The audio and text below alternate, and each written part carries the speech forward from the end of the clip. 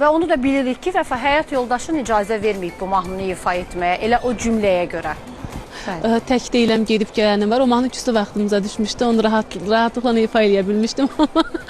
Bunu heç cürə vaxt tapıb ifa eləyə bilmədim.